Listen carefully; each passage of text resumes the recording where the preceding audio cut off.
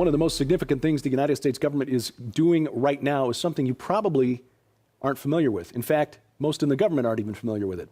This is SkyWatch TV News. I'm Derek Gilbert. Our guest today is a nationally syndicated talk radio host and the author of an important new book, Evangelpreneur. And the subtitle, How Biblical Free Enterprise Can Empower Your Faith, Family, and Freedom. We welcome Josh Tolley to SkyWatch TV. Josh, thanks for joining us today. Thank you so much. And I appreciate your patience as I struggle to pronounce the title of your book. The Trans-Pacific Partnership. Many of us have heard the TPP, but we don't really know what's in it. Does anybody really know what's in this thing? Not really, and that's the scary thing. You know, there's so many backroom shady attachments to this deal and aspects to this deal that we don't know. And, you know, some of the aspects of this, for example, sacrificing privacy and rights when it comes to intellectual property, bad. Some of it's even worse, where, you know, you're getting rid of country of origin labeling on meat, which means if China has sick cow, well, actually, China's not part of it. If one of the other 43 countries that are part of this have sick cows, you don't even know it. You're going to go to your local Safeway or Kroger's and you're going to get beef like you've always gotten beef, thinking that it came from Missouri or Oklahoma. The reality is it came from some farm, some other country, and they don't have to tell you anymore. So the implications of this are massive, and it's going to have a major effect on everybody's personal economy. So the Trans-Pacific Partnership, in a nutshell, what is it? Well, it's a trade union. Kind of like North American Free Trade Union, NAFTA. Yeah, kind of like the EU. The EU started as a trade union. But the problem is all these trade unions come along with regulation by implementation as opposed to legislation. And that's really something we have to watch out for. When you have these agreements with other countries where you're agreeing to, let's say, no longer smelt lead, which is actually something that happened to America.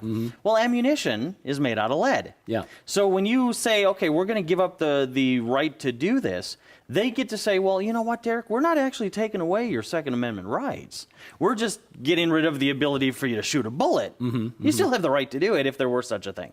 So they have these sneaky little ways to legislate via these trade agreements. And like we've seen time and time again, trade agreements always turn into governments. The EU is now a government. It was supposed to be just a trade agreement. It also destroys economies. Look at the problem the EU has. Have you heard of Ireland, Spain, France, Greece, and Italy? Yeah. Well, it's because you stifle real entrepreneurship, real economic growth. Same thing has been true with Canada and Mexico with NAFTA. Same thing is going to be true with TPP. Now, how big is the Trans-Pacific Partnership? How many economies are part of this, and how much of the world's economy would be subject to the TPP's regulations? They are saying 80% of the global GDP is going to run through this. Wow. Yeah. So if you earn a paycheck... Even without China as part of this. Even without China. And see, now, part of the myth or the conspiracy here is that we're trying to circumvent China. We're trying to ostracize China and Russia because China and Russia are trying to create their own economic trade system. Right now, the trade globally is done with the U.S. dollar. Those two nations are saying, well, let's get off the U.S. dollar. So the U.S. is saying, well, before they can do this, let's create this global economic system called TPP. It really is, in a sense, the first step towards the capital of one world government. As we march up that step to that new world, one world government, this is how it would have to be done anyway, through creating a level economic playing field. Now, you use the phrase, or perhaps it would be easy to remember, regulation through, or legislation through regulation. In other words, we don't pass laws to outlaw, for example, lead or ammunition. Right. We just have this this trade agreement that says so we're going to regulate the bullets out of existence. How does this supersede national sovereignty? I mean, why does how does this impact us? I mean, aren't we still a sovereign nation? Can't we in the United States of America still set our own laws? No, without getting too tangential, we really haven't been a sovereign nation since the Reunification Act after the Civil War, but that's a whole show in and of itself. That's right, yes. But the reality is, when you get rid of the ability to do something without having to strip the right, then you don't see it as regulation. So, for example, this past month, another story that has been all over the news, until, of course, everybody was talking about a lion that got shot, was the fact that the Social Security Administration is now taking away the Second Amendment rights of Social Security recipients. That's a huge story. And they were doing that not because they were stripping your Second Amendment, but they said, well, if you have somebody else who has power of attorney over your estate, that's you admitting you're not competent. So we're going to take away your guns. But no. If you want to give up your Social Security check, you can have your guns Keep back. your gun. Yeah. So this is the game that they're playing, and that's what I mean through regulation. They're passing legislation. Nobody's voting for it. It's not going through Senate or the House. Right. These other organizations, these EPAs or the TPP internationally, come up with some form of regulation, and it actually affects your life, even though D.C. had nothing to actually officially do with it in the Capitol. Now, as I read the Constitution, bearing in mind that I'm not a constitutional attorney like our dear leader, I read that the United States Senate has to approve all foreign agreements by a Right. two-thirds majority. How does this TPP pass with, I mean, I'm presuming two-thirds of the United States senators would not vote in favor of something that gives up this much national sovereignty. Well, sure they would if two-thirds of those U.S. senators were getting some sort of financial benefit from this happening. And let's just be honest.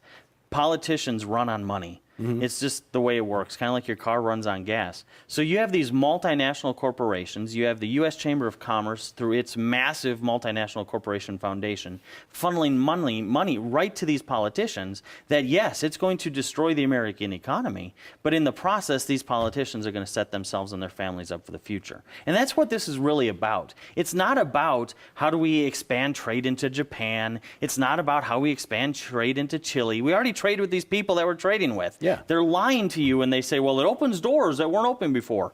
They're open. That's how we got in the door in the first place to even negotiate the deal. The reality is this is a way for those multinational corporations to operate as if it was one world government, one world currency. And like I said, that's just step one they need to make it a reality anyway. What's the benefit to the multinationals? Well, you get cheap labor. You know, instead of having to pay for somebody to make something for 50 cents an hour, now they give it to you for 50 cents an hour. You know, it's that sort of mindset where you have a situation where you get to circumvent the system and at the same time eliminate competition. Because like I pointed out in the book of Entrepreneur, small business has always been and will always be the fuel for freedom. Free enterprise is the fuel for freedom. Regardless of where in history, what nation was right or wrong. And with this law, well, it's not a law, with this agreement, we circumvent the ability to compete. And when the people don't have the power to generate their own economic engine, the people lose. And this strips the people of that power, which is why there's so many aspects to this that are bigger than what the regular news stations are telling you, which is why you need to be applauded for the work you do here. Well, we appreciate that, and we appreciate your work, especially in educating us to the importance of having an entrepreneurial mindset. How would an entrepreneurial approach to earning one's daily bread prepare one for life under something like the TPP? Well, it gives you at least a fighting chance, and that's the real kicker here. If you are employed and TPP continues to go through like it appears to be, you're going to put yourself in a position where you're subjugated to whatever agreements your massive employers have. You know, when these politicians say, hey, we need to expand jobs in America, and we applaud the fact that General Motors, for example, might add 10,000 new jobs, well, even when they do that, you're going to see your earned income, your actual income, continue to decline. It's down $5,000 a year this year alone. So if your business that you're working for is part of TPP or benefiting from it, you as an employee are not going to, which should really be scary because the next step is outsourcing that job completely anyway. Josh, where do people follow your show and find out more about your writing and your work? JoshTolley.com is a great place to start. I'm on the GCN Radio Network Monday through Friday, 9 to 11, everywhere in the country, so check your local listings. The book is Evangelpreneur. It's available in the SkyWatch TV store. SkyWatch TV this week, by the way, is the second part of the two-part interview with Chris Putnam about his book, The Supernatural Worldview. Why is the scientific community moving closer towards acknowledging that the supernatural realm exists, while we in the technologically advanced West are demythologizing the Bible right out of our churches? Find out on the Christian Television Network, 8:30 p.m. tonight. That's Tuesday night. CTN airs on the DirecTV channel 376, Dish Network channel 267, the Glory Star satellite channel 117, and the show also streams live. Christian Television Network streams all of its program through its website at ctnonline.com. And if you miss it, you'll catch it tomorrow on our Roku channel. If you need instructions on how to add the SkyWatch TV Roku channel to your account, log on to skywatchtv.com/Roku. Thanks for watching. I'm Derek Gilbert, and this is SkyWatch TV.